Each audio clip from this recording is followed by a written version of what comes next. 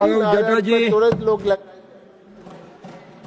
Sir, आज मैं इस सदन में ये मांग रखता हूं कि जैसे इंडियन वोटर के पास राइट टू इलेक्ट है, वैसे ही राइट टू रिकॉल भी होना चाहिए। अगर देश का मतदाता अपने नेताओं को हायर कर सकता है तो वो नेताओं को फायर करने की शक्ति भी उसे मिलनी चाहिए।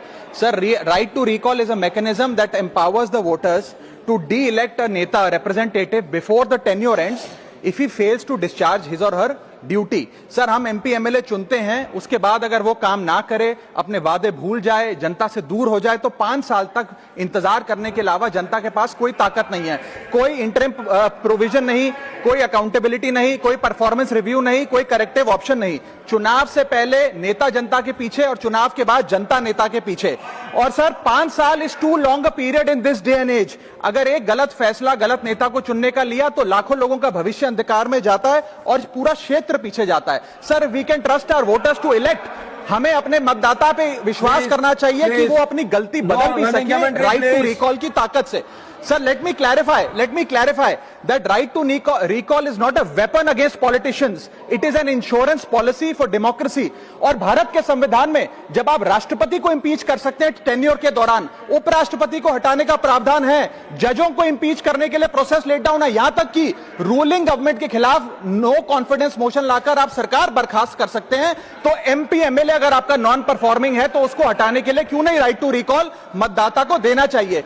दुनिया की 24 से ज्यादा डेमोक्रेसीज में राइट टू रिकॉल का मैकेनिज्म लागू है, जिसमें यूएस, कनाडा, स्विट्जरलैंड जैसे देश है। मैं आपको उदाहरण देता हूं सर, कैलिफोर्निया में गवर्नर क्रिस डेविस नाम के नेता 2002 में चुने गए।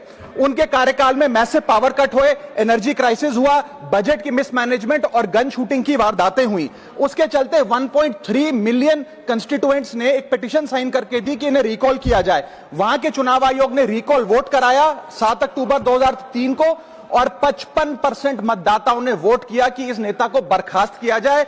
ग्रे डेविस को हटाया गया और आर्नल्ड श्वार्ज़नेगर को वहां पे गवर्नर बनाया गया। सर, मैं बता दूं कि हिंदुस्तान में भी इसका प्रेसिडेंट है।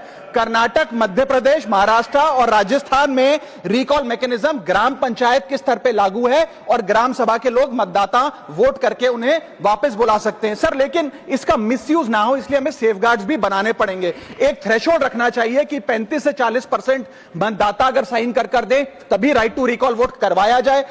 नेता को 18 महीने के लिए परफॉर्मेंस पीरियड देना चाहिए, कूलिंग ऑफ पीरियड, जिसमें उसे ना हटाया जाए। स्पेसिफिक ग्राउंड्स फॉर रिमूवल होने चाहिए ताकि फ्रिवलेस ग्राउंड्स ना हो और रिकॉल कम से कम 50% वोटों के बाद हो। ऐसा होगा तो पार्टियां भी ऐसे लोगों को टिकटें देंगी जो परफॉर्मर्स हो, ना कि नॉन परफॉर्मिंग एसेट, और भारत की डेमोक्रेसी मैच्योर होगी, सिटीजन एम्पावरमेंट बढ़ेगा and recall will give the voter the power to fix that right now. Sir, R Girirajan ji,